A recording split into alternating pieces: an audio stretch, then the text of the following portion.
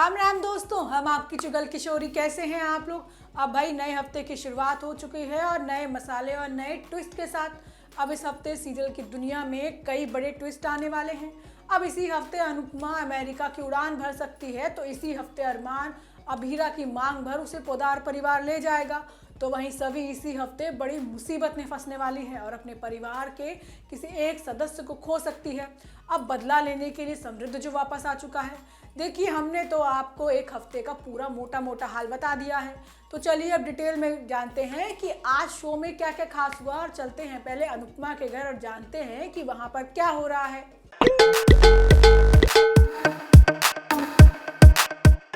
अनुपमा में वनराज ने गिरगिट से भी तेज रंग बदल लिया है। गिरगिट को तो लाल, हरा, पीला रंग बदलता है, लेकिन वनराज तो दिल से काला होता जा रहा है। फिर उसके सर पर नाजायज बच्चा, किसी और का बच्चा, पता नहीं किसका बच्चा, क्या क्या सवार है।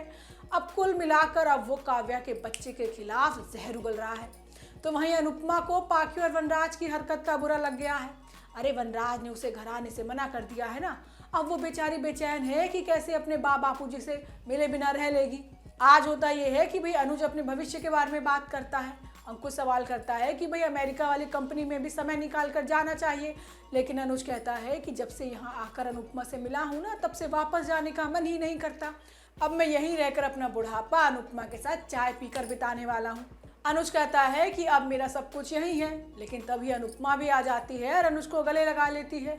अनुज भी भाप जाता है कि वह अनुपमा किसी परेशानी में है, लेकिन अनुपमा अनुज को कुछ नहीं बताती कि वो पाखी और वनराज की बातों से परेशान है। लेकिन तभी अमेरिका से किसी का फोन आ जाता है और फिर अनुपमा अपने अमेरिका के सपने में खो जाती है। वहीं दूसरी तरफ वनराज ने अपना असली रंग दिखा दिया है।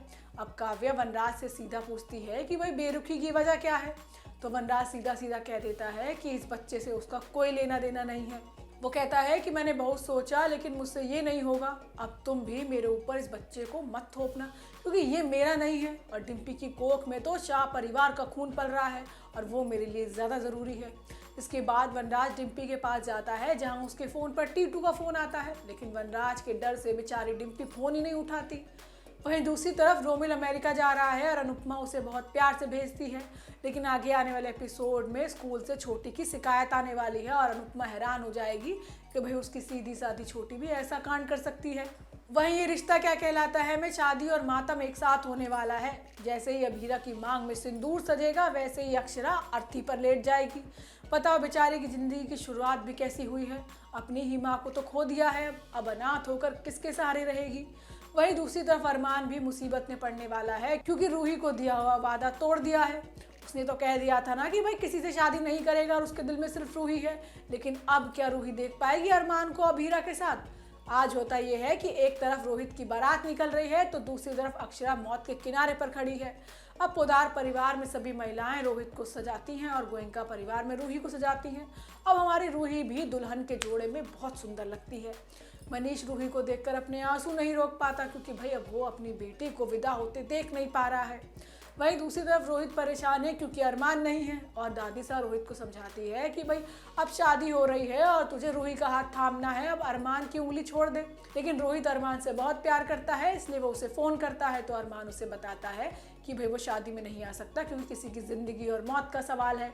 अब रोहित भी अरमान की बात को मानता है और चीज़ों को समझता है। वहीं दूसरी तरफ अक्षरा के पास बहुत कम समय बचा है। अब डॉक्टर भी कह दिए हैं कि भाई अक्षरा के पास कुछ ही समय है, कभी भी कुछ भी हो सकता है। अब ये सुनकर अभीरा टूट जाती है, वो डॉक्टर के पैरों में गिड़गिड़ा कर भीख मांगती है। अब इसी बीच अक्षरा अपनी आखिरी इच्छा जाहिर करती है और अरमान को अभीरा की जिम्मेदारी उठाने के लिए कहती है। अक्षरा कहती है कि भाई देखो, युवराज अभीरे का पीछा नहीं छोड़ेगा, वो उसे नुकसान पहुंचाने की हर कोशिश करेगा और एक तुम ही हो जो अभीरा को बचा सकते हो। अब अभीरा शादी से इनकार करती है, लेकिन अक्षरा उसे चुप करा देती है। अब रिश्ते को नाम देने के लिए अभीरा और अरमान शादी कर लेंगे, लेकिन दादी सा यानी कावेरी इस रिश्ते को मानेगी नहीं। वहीं गुम्मे किसी के प्यार में ईशा की वापसी भोसले परिवार को फिर से सबक सिखाने के लिए तैयार है और वहीं सभी ने अपनी ही होने वाली सौतन रीवा का हाथ थाम लिया है और उसे अनजाने में ही ईशान के करीब लेकर जा रही है। लेकिन इसके उल्टा रीवा को सभी और ईशान के रिश्ते पर शक होगा कि दोनों के बीच वही कुछ पक रहा है। अरे रीवा को देना है इंटरव्यू और सभी करती है उसकी मदद और चोरी से उसे कॉलेज में दाखिल करा देती है। वहीं दूसरी तरफ ईशा ही इंटरव्यू लेने के लिए आई है, तो यशवंत को मिर्ची लग जाती है। वहीं ईशान को लगता है कि भाई सभी जानबूझकर किसी लड़की को अंदर लेके आई है इंटरव्यू के लिए, लेकिन वो लड़की कौन है ये तो ईशान भी नहीं जानता, इसलिए वो सभी को सुना देता है। अब सभी को क्या पता कि बेचारा पहले से ही गुस्सा है रीवा की वजह से, और जब रीवा सामने आएगी तो और ज़्यादा दिमाग खराब हो जाएगा बेचारे ईशान का। इसी बीच शुरू होता है भाई इंटरव्यू का सिलसिला, जहाँ ईशान गुस्से में सभी को रिजेक्ट कर देता है और ईशा उसका मूड नहीं समझ पा रही है कि आखिर ईशान को हुआ क्या है। लेकिन कल के एपिसोड में होगी रीवा की एंट्री। अब रीवा को देख के ईशान का क्या ही रिएक्शन होता है, इसके लिए तो आपको कल तक का इंतजार करना पड़ेगा। लेकिन हाँ, दोनों के बीच में आपको खूब मसाला देखने को मिलेगा। तो दोस्तों ये तो थी आज के तीनों सीरियल की पूरी जानकारी।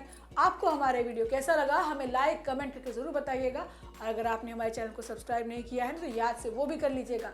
हम आपसे कल इसी समय पर मिलने आएंगे ढेर सारी जानकारी लेकर। राम राम।